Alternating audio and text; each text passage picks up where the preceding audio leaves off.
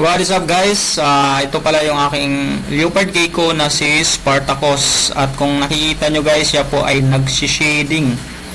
So, yung shading guys ay normal po na nangyayari sa lahat ng mga reptiles, mapa lizards, turtles, at saka yung mga snakes. Sila po ay nagsi-shading kasi part yun ng kanilang growing development. So, hindi sila katulad sa ating mga tao na sumasabay yung ating mga balat sa paglaki natin. Sila po ay tinatanggal nila yung kanilang mga balat. At dyan guys, yan yung pinasadya kong cave para sa kanya. Yan po ay made of clay. At gustong gusto niya dyan mag-shading kasi kinikis-kis niya yung balat niya sa gilid ng clay na yan. Rough po kasi yung surface na yan, kaya dyan niya gustong mag-shading kasi madali lang niyang matanggal yung kanyang balat pag dyan niya kinikis-kis sa cave niya. At itong area na to guys, dito siya namamalagi pag hindi siya nagsi-shading.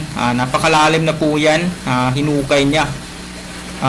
Kasi yung mga leopard gecko guys ay magaling sila maghukay. Sa wild talagang naghuhukay sila kasi sila po ay galing sa Africa.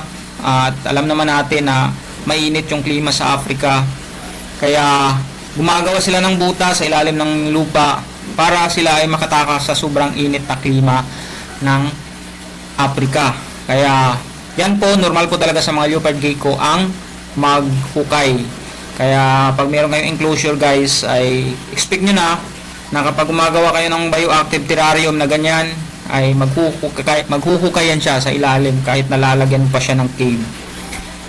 So, maganda yung ating enclosure guys, maganda yung humidity niya kasi regular siya na nagsi-shading. So, isa yan sa titingnan nyo guys, pag regular nagsi-shading yung ating mga leopard gecko, yung ating mga reptiles, ay sign po yan na sila ay healthy.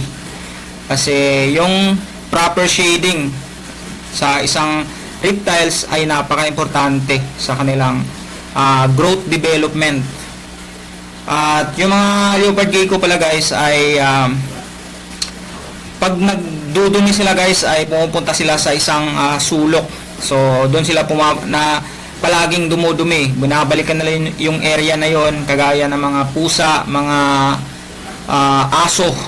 So para pwede silang ipati-train yung mga leopard gecko natin. So isa rin pala sa palatandaan na healthy yung leopard gecko natin guys, kapag regular din silang dumudumi, regular siya lang nagpupup, yan ang palatandaan na sila po ay healthy. At dapat meron tayong nakikitang calcium deposit sa kanilang poop. So partner po yan, ibig sabihin yan healthy yung ating leopard gecko. So yan po yung dalawang pinaka-importanting bagay guys na dapat yung tandaan kapag nag-aalaga kayo ng leopard gecko. Dapat ay regular yung kanyang shading, at dapat din ay regular siyang dumudumi.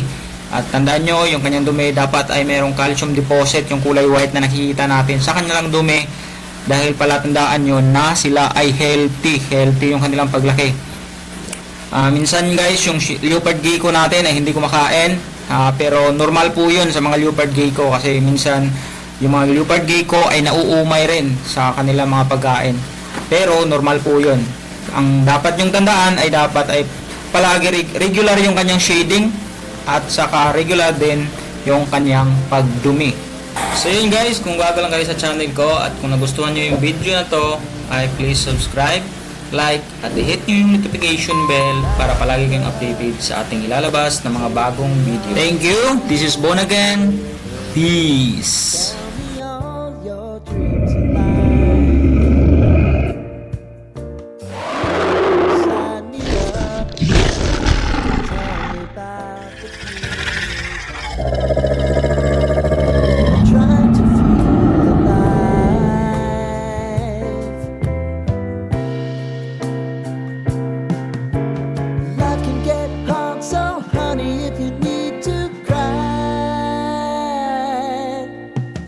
Come share my pillow.